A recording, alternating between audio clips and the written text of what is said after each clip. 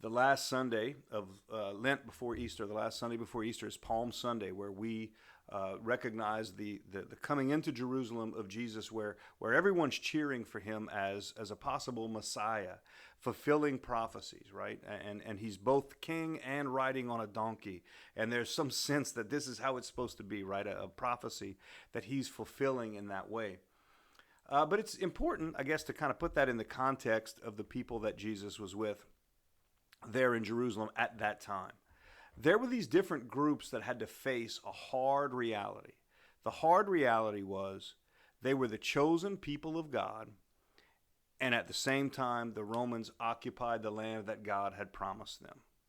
So they were supposed to be and felt superior, and yet there were the Romans, the pagans who had moved in. That wasn't supposed to happen.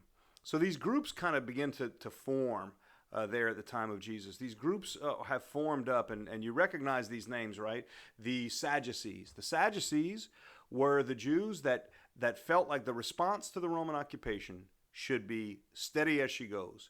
Keep with the temple sacrifices. Whatever we do, no matter how Jerusalem is occupied, keep with the temple sacrifices.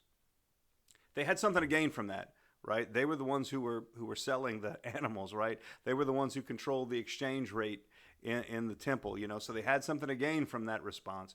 But that's what they were going with. We are going to keep with the old school authority, just keep it going and associated with the temple sacrifices. The Pharisees reacted to that and they said, no way, we are going to be all about the regular daily living out of the law.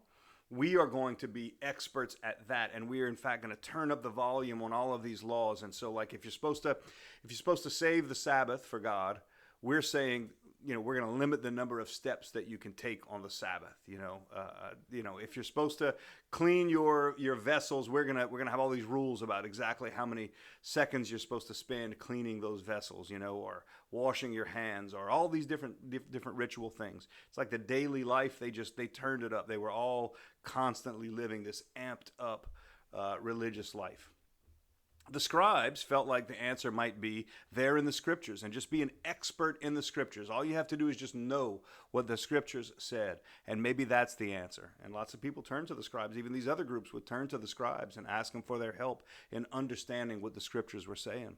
So they had something to gain from their own answer or response to the Roman occupation.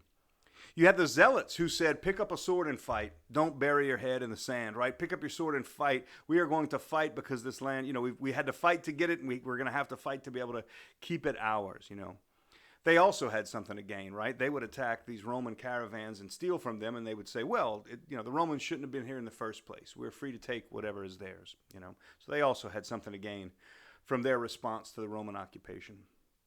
The Essenes, I think, might be one of the more interesting groups. The Essenes divided themselves up into these small communities. Some of them even practiced strict rules on celibacy, and they lived a lot like monks that you might think of that live today.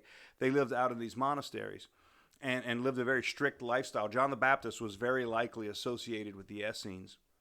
And theirs also, I think, was a very good one, but it's waiting, a very good response to the Roman occupation, but it's waiting for Christ. It's in the service of being able to recognize Christ. And certainly John the Baptist recognized Christ, right? But their response was, move out, and Jesus' response in so many ways is move in, right? His is dive in head first into the people of God and be what God was asking him to do.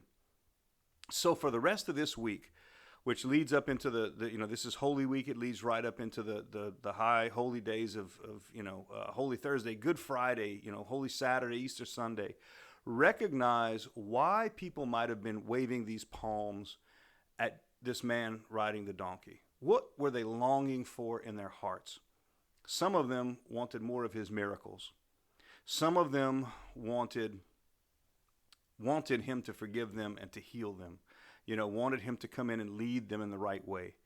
And some of them just wanted Jesus to set them free from the Roman occupation. Some of them misunderstood his main mission. And so as we're reading about Christ, as we're praying in this last week, keep that in mind of what it is that when we say Christ is the Messiah, What is he doing for us? How is he liberating us? How is he setting us free? How is he healing us? How is he the one who God promised to us? And how can we love him more because of it?